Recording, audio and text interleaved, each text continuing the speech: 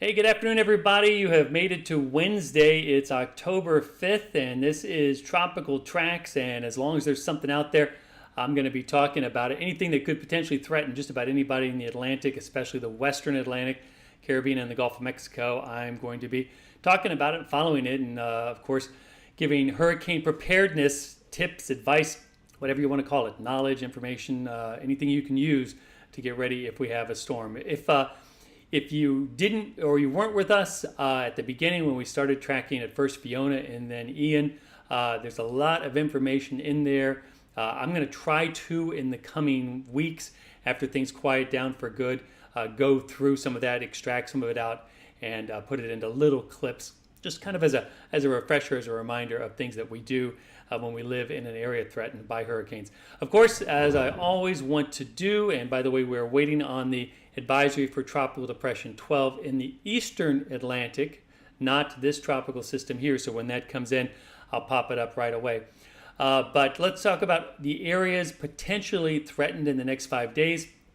And when I show this graphic, I want to just let everybody know, if you're not threatened, you don't want to stick around, guess what? You've only wasted, 2 minutes of your time here now to find out that you're not threatened, and you would be in the blue area. But areas in the green and orange in this case, and potentially red, would be areas that are potentially threatened. And this is for hurricane threats. So if you're in the green area, it means you're probably getting some bad weather or could get some bad weather. You need to pay attention as to what's going on, and you might need to kind of start making preparations. That's even higher for the orange areas here. If you're in the orange area, which does include the northwest coast of Venezuela, the northern coast there of Colombia, as well as Abaco, Bonaire, and Curacao, and then finally the coast of Nicaragua. You're in the orange areas. You need to pay more close attention. You could have some pretty rough weather here with the possibility you might have to prepare for hurricane conditions. Now, I don't think it's very high at all for the ABC Islands as well as Venezuela and Colombia, but Nicaragua, down the road, it is potentially higher. So that's something we're going to be watching here as we go forward, especially for the southwest part of the Caribbean, or the western part of the Caribbean, as well as Central America. So that's basically it. If you're like, well, I'm not in it, I don't need to know anymore, then you're good to go. For those of you who want to stick around and talk a little bit about meteorology, I think this is going to be pretty quick today. Let's take a deeper dive.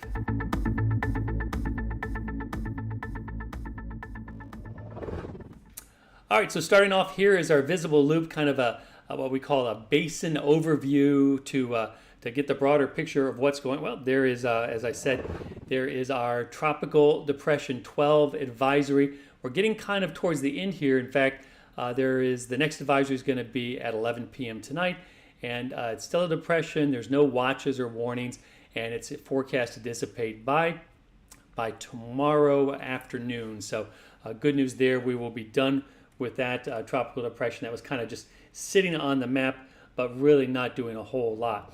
In terms of what we are talking about, there is once again our visible loop here, and this feature up here. Wow, this has been crazy. This was a low pressure area that kind of got a kick from Ian when Ian moved up into the northeast there, and then really kind of contributed, and that thing is wound up there.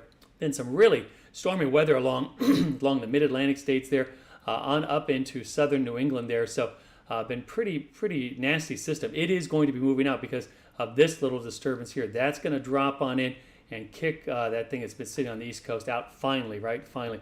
Our Tropical Depression 12, the sun just setting on it. It's over there in the Eastern Atlantic. You can see some dust, late season dust coming off of Africa there. Usually we're just about out of the dust season. And then here is our disturbance that we're watching down there that has moved on into the Caribbean. Not much else going on. That little feature we were watching yesterday, that's pushing to the west there now, right along the northern coast of Honduras, and the Gulf is quiet. Once again, there is that disturbance, so I'll wait for that to clear on out, and there we're out of the way. You can see it on the bottom of the screen there. Once again, that's the depression that's out in the Central Atlantic, and you can kind of read along to what's going on with that out there at the bottom of the screen. So let's talk a little bit, take a closer look at the main thing that we're watching here. This is our disturbance. It's not a depression. Typically, I identify as a tropical wave, just where we have winds that kind of go up in that type of fashion. And a tropical disturbance has a little more of kind of a westerly component, makes a bit more of a circle there, but it's not a tight enough circle so that we have what we call or classify as a tropical depression. So our tropical disturbance moving along there, and you can kind of see some at least mid-level features down there across the northeast coast of Venezuela, moving from west to east, and the features up here moving more east to west. So kind of a broad area of circulation there, just say to the northwest of Trinidad and Tobago. Been getting hit pretty hard today with this system as it has moved to the west. A tremendous amount of rainfall and quite a bit of flooding as well. And we're not out of the woods in terms of some storminess. Barbados there, even the southern Windward Islands there, getting some storms. See this feature here that's kind of like arcing up and racing to the northeast? That typically, when we have tropical systems, is associated with some dry air that's worked into the system. And we have had a little bit of dry air that's kind of worked its way in. This will be the last of those because that's the discussion there, so we won't have to worry about that popping up on the screen anymore. Some dry air that's worked into the system there, and that's created some downdrafts, which has created some really strong wind gusts that have pushed away from this feature here. That may continue off and on, and now not only do we have a little bit of dry air that's worked into the system, but now it's kind of interacting with land here, which also that's inhibiting in terms of our factors. Is it contributing or inhibiting development? That the dry air and the interaction with land are both inhibiting factors, but that doesn't mean that it's still not going to be very windy and very heavy rain and some flooding as well. So a lot of things going on there, but wow, quite the wet day in Trinidad and Tobago. So moving forward here, and this is the infrared loop, and you can really see the big thunderstorms, big blowups there sinking on into Venezuela. The big blowups around Trinidad and Tobago there, and the big thunderstorms moving to the west. Now, no hurricane hunters because Venezuela does not allow U.S. government aircraft into their airspace. So, and it kind of really wouldn't serve much anyway to investigate this area. We would just see probably the north half of it. We do get some surface observations, so we can kind of keep track on the overall broad circulation, but probably not going to happen. Not a lot going to happen here as we go through the next few days.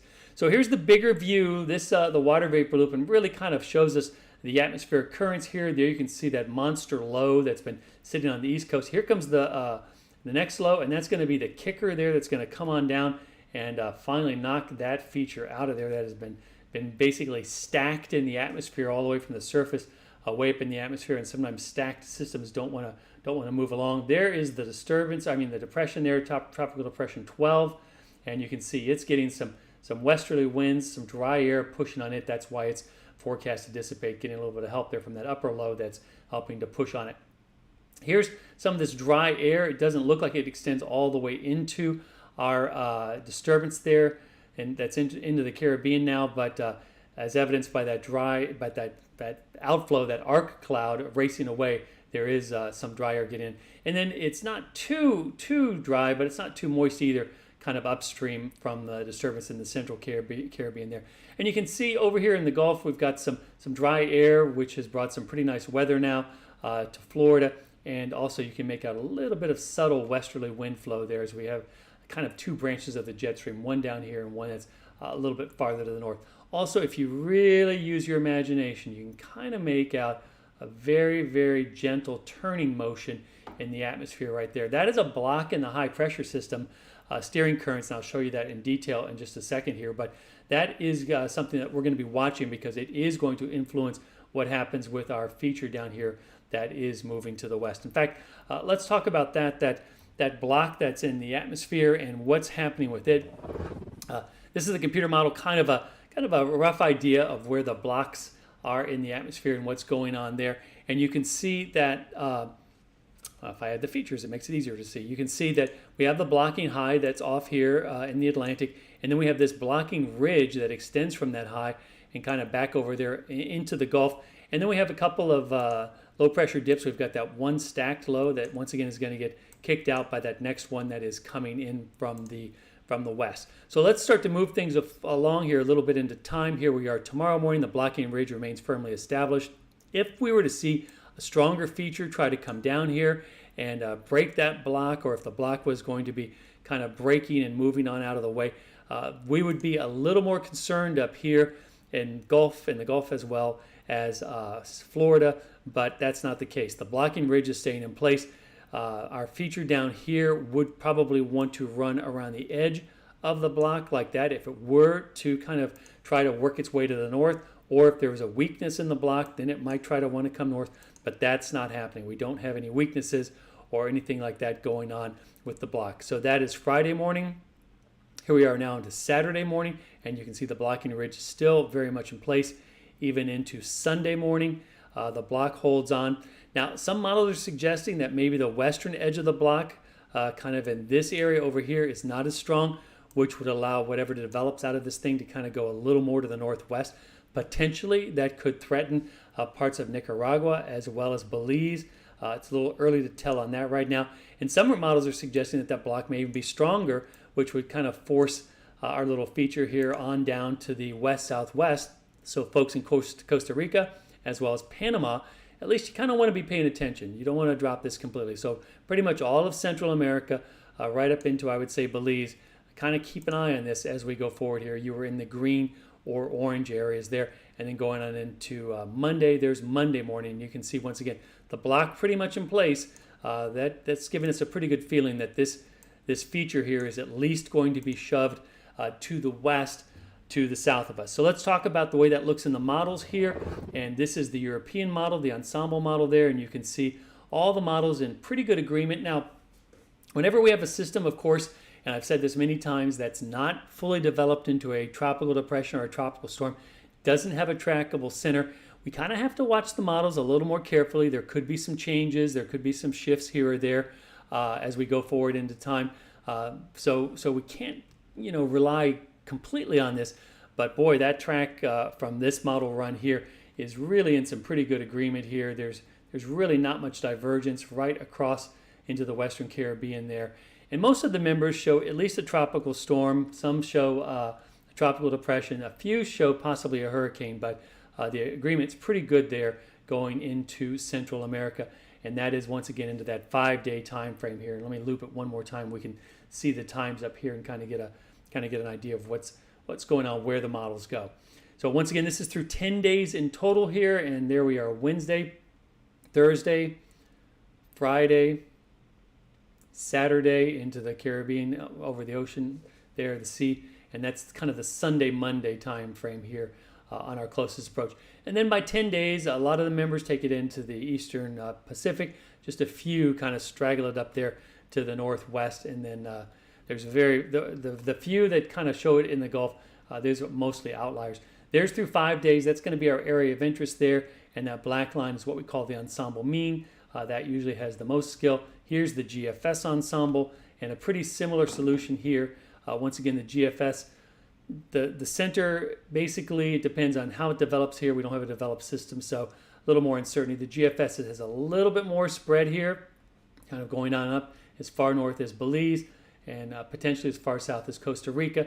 And also some of the members that are showing up in there show a little bit of a stronger solution there. You'll see these yellows and oranges start to pop up as well. But we're really at the watching stage here, except for Central America.